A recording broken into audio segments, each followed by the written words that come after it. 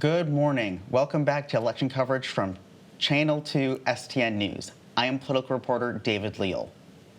For the first time since 1998, the greater Hartford area may have a new congressperson. Candidates have entered the race for the Democratic primary in Connecticut's 1st Congressional District. Insurgent candidates are competing to unseat 78-year-old incumbent Congressman John Larson. Of these candidates is Hartford Board of Education member Ruth Fortune, and we welcome her to the STN studio here today. Good morning. Can you mind tell us briefly who you are and why you are running for Congress? Sure, absolutely. Thank you for having me, David. I'm Ruth Fortune. I serve in the Hartford Board of Education. And I say politics found me when I was 12 years old. My family moved to the U.S. from Haiti. For the first 10 years of my life, I was undocumented. I lived with a constant fear of deportation.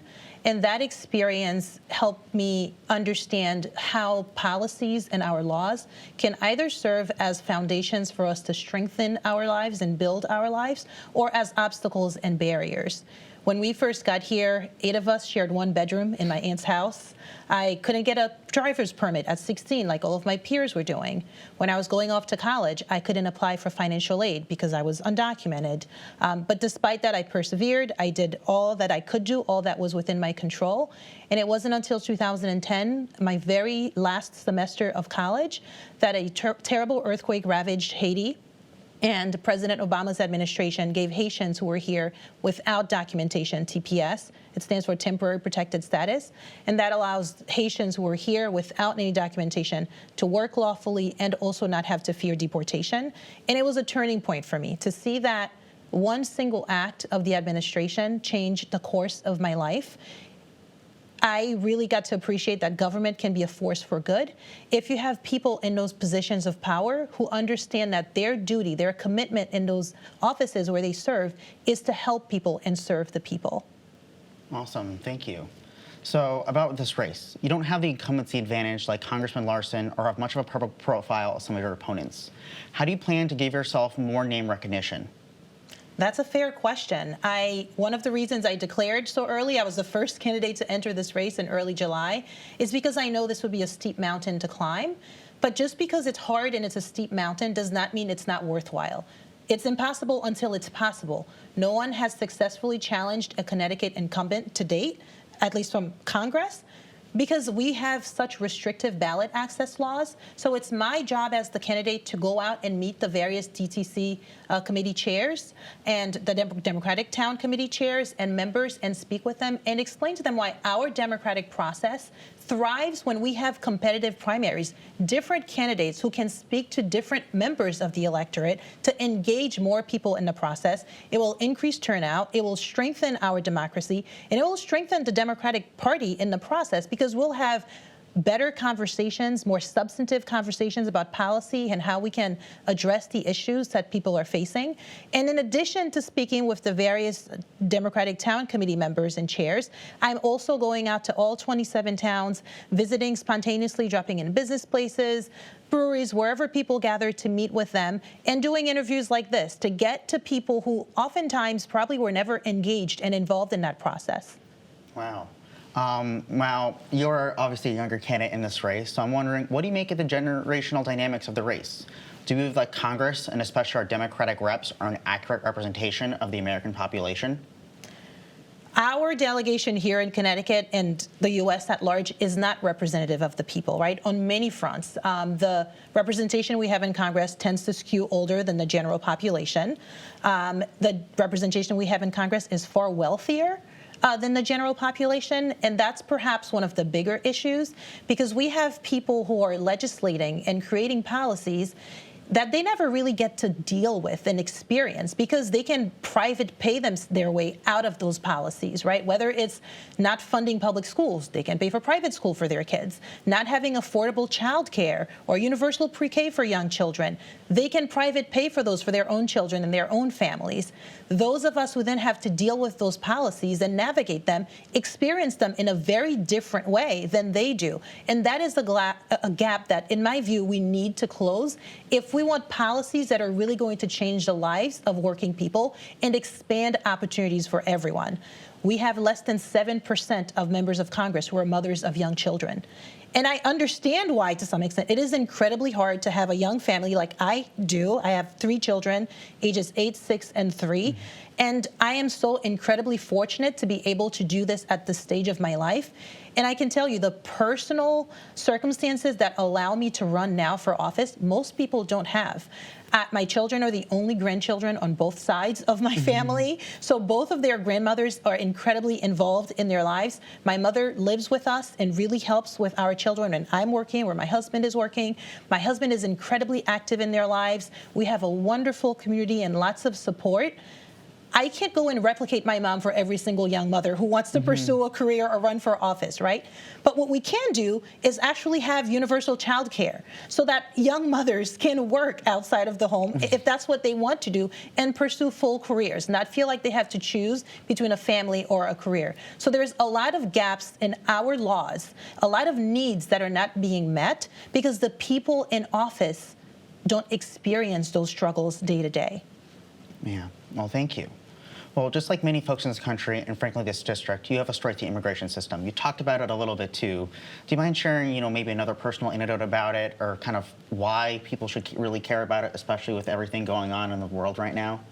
Gosh, immigration is so incredibly important at this time.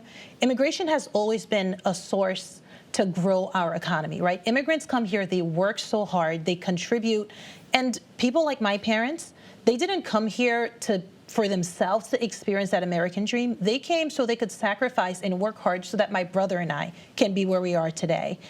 And in terms of the attacks and the demonizing that's happening from the Trump administration and all of his followers, it's cruel, it's just mean-spirited, it's not in the benefit of our economy, and it's also the frontier of where our constitutional rights are being attacked at the moment. Once they develop a blueprint for how you can strip one group of people, immigrants right now, of their constitutional rights, whether it's the right of First Amendment rights, you can't say anything that Trump disagrees with, otherwise you go for your citizenship application, you'll be denied, or you'll be deported because you attended a rally to support a cause that you believe in. Once they have a blueprint to strip one group of people of those rights, they will expand who fits within that group, right? It's just what autocrats and fascists do.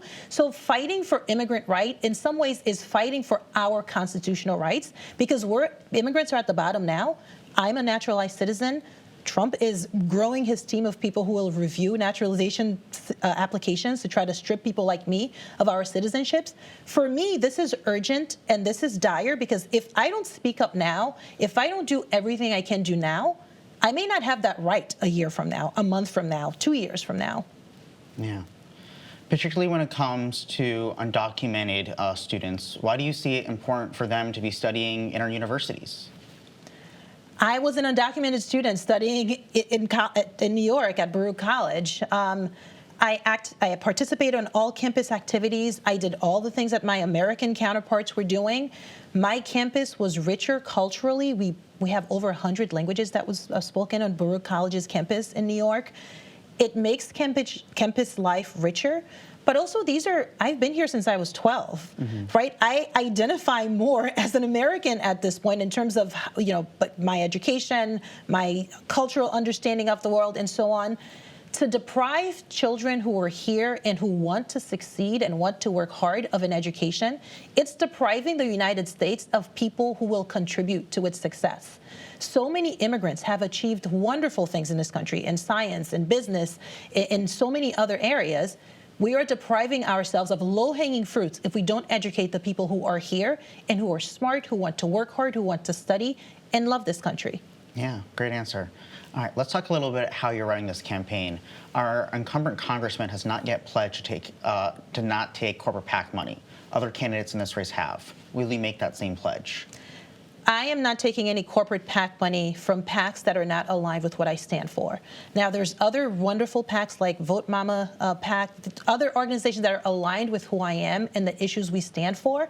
I welcome their support, and certainly I need to build that large coalition to be a successful candidate, but I won't be taking special interest money that will color my view and how I fight for the people I represent. Yeah, well said. Thank you. So I'm wondering, what else separates you from other candidates in this race? And just overall, what's the goal of your campaign? The goal of this campaign is to have me represent this district in Congress. The process to get there is a steep climb, as I said before, and I want it to be very inclusive. I want it to include young people who've been overlooked. I want it to include naturalized Americans. I want it to include Americans of all ages from our city like Hartford and into more rural and suburban towns. I want it to be representative of the people I am looking to serve, because there's more that really binds us together than separates us, and we need leadership that understands that. And as I alluded to before, we need someone at this time. The gap that we lack is someone who did not get to where they are because of the system, but despite of the system. I have had to navigate barriers that our laws and policies have erected in my path. That experience is really deeply lacking in Washington, D.C., and that is a perspective that, at this time, I'm the only candidate in this race who really brings this different perspective, who can fill our bench that we have, but really play a different position that other people are not playing right now. Wow, awesome. Well, on some policy issues. Hate and political violence are unfortunately issues that are becoming more common, whether it was the recent assassination of Charlie Kirk or hateful graffiti on this campus last year, or rising anti-Semitism and Islamophobia from protests. It is becoming more common on college and universities. A statement you released on your Instagram on the end part read, "Civility is the most courageous path when we bitterly disagree." Do you mind elaborating on that and telling us how you're navigating this political environment? Absolutely. Before I declared my candidacy, the first thing my husband and I did was to secure our house. We made just more security around our house because we have young children, we have a family. I wanted to make sure we're doing a little bit more to feel safe in our home. So I understand that. No one should be murdered or attacked because of their views. I understand how offensive some views can be, and that's why I say sometimes it takes more courage to really disagree with someone, to feel like who you are at your core is under attack, but still understand that it is that person's right to hold those views. We counter that by putting our own narratives out there and arguing against those views that they hold, by winning the hearts and minds, and by fighting for policies that can actually enhance our lives and whoever's under attack enhance their lives. Yeah, well, awesome. In my experience, registering young voters and trying to get young people involved, a lot of people are hesitant to affiliate with a political party. Now, Connecticut is a closed primary state, meaning you must be registered with a political party if you'd like to vote in that party's primary. And this can turn people off from participating, in the Democratic primary election for which you are running. So, mind speaking, as a board member in Hartford, as a mother, what can we do to improve civic engagement? And what's your message to young folks who may be leaning more liberal, who may be hesitant to registering with the Democratic Party?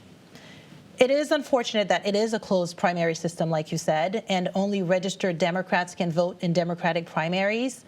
I should say that you can change your party registration for an election and revert back if that makes more sense for you. The reason why we're seeing less voter participation is because we're having less candidates who are engaging people in the process. Here in Connecticut, we have such restrictive ballot access laws. We haven't had a primary this entire century, right? People our age or even a few years older have never had to vote in the congressional primary in Connecticut because in the first district, I should say, because we literally have not had one. Now that we have candidates who are fighting for that seat, wanting to represent people, I can tell you there are going to be people who identify with me more as a candidate than with anyone else in this race, right? Certainly Congressman Larson. It is the party's obligation to make sure that the primaries are competitive.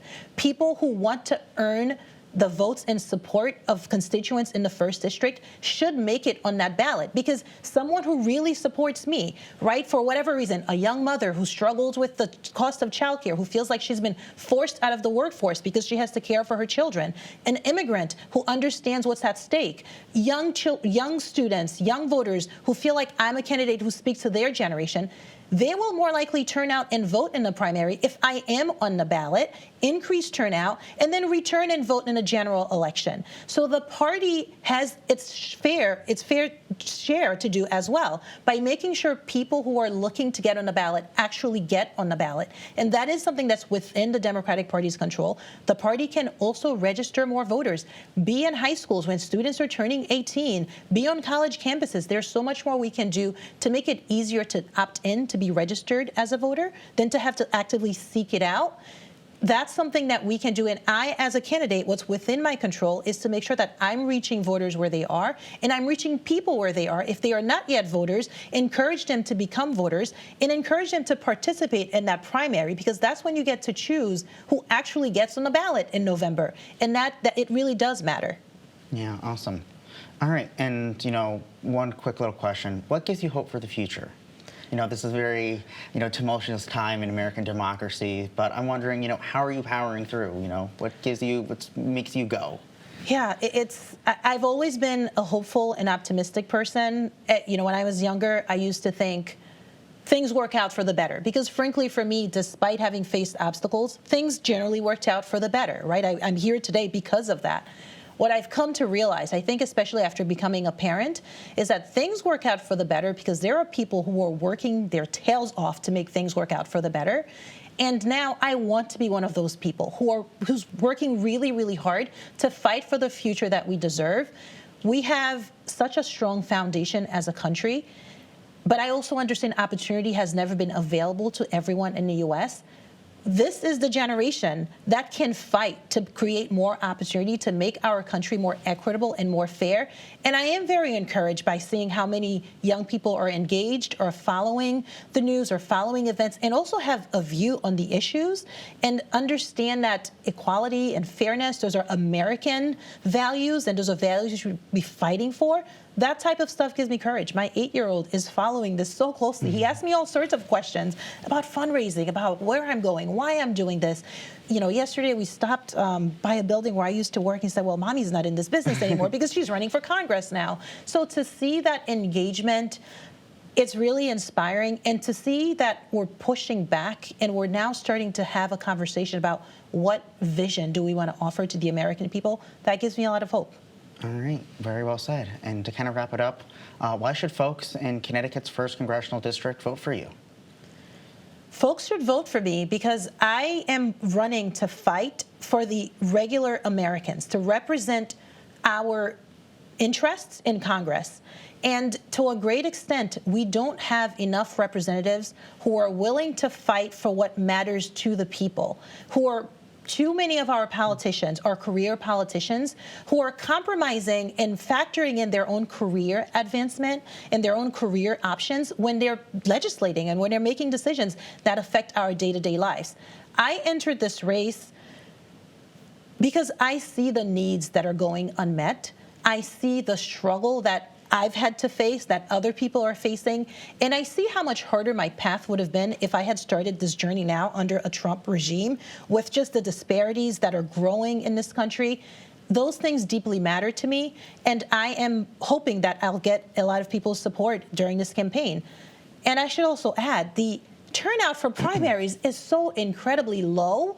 That's one of the first things that really surprised me as we dug into the numbers. Very few people get to choose who the actual candidate is for Congress. So it is all the more critical that I am out there telling people why I'm fighting for them and why I am one of them, so that they can show up and vote at the primary. Well, awesome. Well, last question.